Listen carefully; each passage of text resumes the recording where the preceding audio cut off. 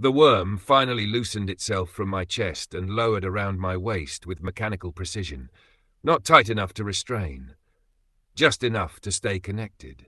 Its segmented body adjusted with every breath I took, faint green light pulsing beneath the black titanium plates like a heartbeat pretending to be electrical. I caught my own smell for the first time since waking up. Smoke, dust, machine oil. Dried sweat clinging to me in layers I stopped noticing hours ago. "Yeah," I muttered. "Need a shower." I moved toward the lower level of the silo. The air cooled as I descended, cleaner the deeper I went, like the structure was trying to erase the surface world from me before I even arrived. The worm stayed wrapped around my waist the entire way down, quiet, present, almost attentive. The lower level opened into a room that didn't belong in a place like this. Everything was clean, not maintained, purified. The walls were seamless mirror panels, polished to a flawless finish. No cracks, no aging glass, no distortion. Just infinite reflection stacked into itself until the room felt larger than it should have been. Every direction I looked, I saw myself. Bald head, dark skin, black goatee threaded with grey, and the worm circling my waist like a living belt of black metal and green light. At the centre sat a 6-foot plunge pool cut into polished concrete. Still water, blue light glowing from beneath like a controlled pulse. Beside it, a hot tub steamed in regulated bursts, vents stripping excess vapour before it could settle. Above it all, a dropped screen hung from mechanical arms, folded down like an eye finally deciding to open. The shower stood along the far wall behind glass that stayed clean until used. No grime, no residue, no history, just reset conditions. A counter held my tools, razors, soap, oils, all natural, all stripped of synthetic additives that could lie about what they were. I removed my echo glasses and set them down. Boots next. Jacket, shirt, each movement multiplied in the mirrors, breaking into endless versions of me, undressing in a room that never stopped observing. The worm shifted as I moved, tightening briefly, then settling again around my waist. I tapped its surface once. Stay calm. The green indicators softened. I stepped into the hot tub instead of the shower. The water hit like controlled pressure, heat working its way into muscle memory, pulling fatigue out in layers. Steam formed for a moment, then got pulled away by silent ventilation systems embedded in the ceiling.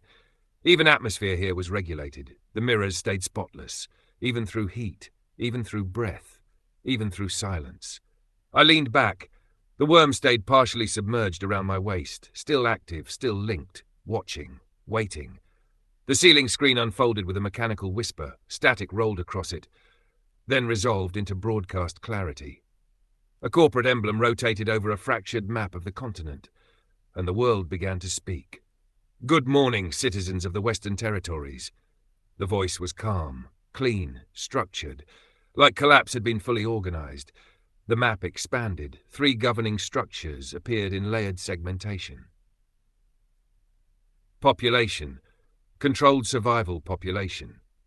The civic bloc operated on continuity governance. Food, water, housing, and medical systems were centralized into survival indexing grids. No excess population existed without classification. Their population was described as stabilized citizens, ration-indexed households, infrastructure-dependent communities. Their military doctrine remained kinetic. Rail-accelerated kinetic weapons, magnetic slug artillery systems, drone impact swarms, shockwave containment strikes. They do not reshape minds, they break structures. Open quote, "Reality is physical, so is control." Close quote. Eastern Civic Continuity Zone, Elias Mercer. Population. Expansion continuity population. The Eastern Civic Zone extended survival systems outward from the Central Corridor into coastal reclamation territories.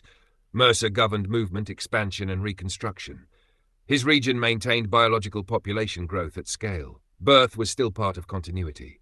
Children were classified as, open quote, continuity assets, close quote, not property, not citizens, something between survival and future. And because of that designation, they became a target of extraction routes and unauthorized movement systems. Sovereign Tech Bloc. Copulation. Synthetic expansion model.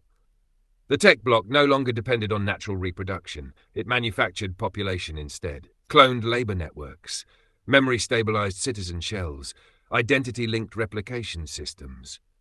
These cloned bodies were functional, efficient, and chip-regulated through embedded behavioral architecture. They were designed for stability, and designed to be replaced when they failed. The system called instability, open quote, non-compliant emergent variants, close quote, everyone else called it breakdown. Gap, fracture economy.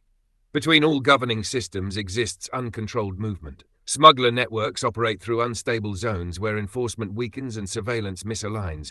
They call them gap routes. They move civic surplus populations, Eastern continuity children, escaped synthetic units, identity fugitives. Official classification, unauthorized human flow events. Unofficial reality, people moving because staying guarantees disappearance.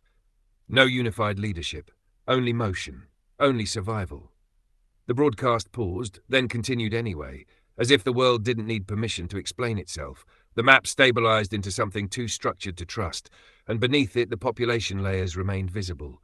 3 systems, 3 definitions of life. Civic block, survival managed population. Eastern zone, biological continuity population. Tech block, synthetic replication population. And between them, loss, movement, removal, trade.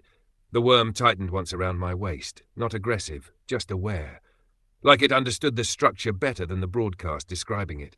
I stayed in the hot tub, still, watching a world explain itself while pretending it wasn't already breaking. Outside the silo, the desert kept burning, and somewhere in the fracture between systems, people kept moving anyway.